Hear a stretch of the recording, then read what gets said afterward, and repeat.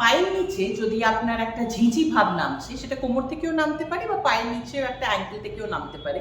সেরকম যদি একটা সেন্সেশন আসছে, ঝিঁঝি ভাব, তাহলে কিন্তু এরকম কাটা কাটা আকুপ্রেশার কিছু আমাদের ইনস্ট্রুমেন্টস বা টুলস থাকে, সেটা আপনি একটা অনলাইন নিয়ে নিতে পারেন। তারপরে এটাকে পায়ের নিচে রেখে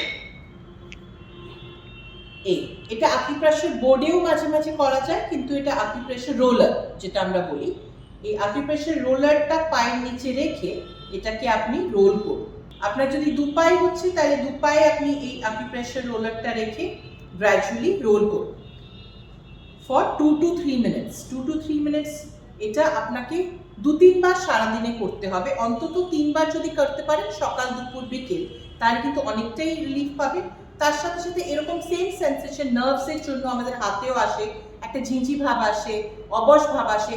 তাহলে কিন্তু আপনি হাতের জন্য আলাদা এরকম ছোট্ট রোলার নিয়ে সেটাকে আপনি अगेंस्ट দ্য হ্যান্ডস পামস এটাকে এইভাবে রোল করতে পারেন।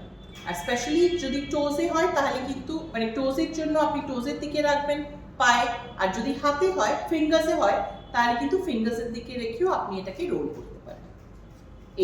এইভাবে 2 to 3 মিনিটস যদি আপনি রোল করেন সারা দিনে 3 বার করে যদি করেন, ডেফিনেটলি কিন্তু আপনার এই সেন্সেশনটা কমবে।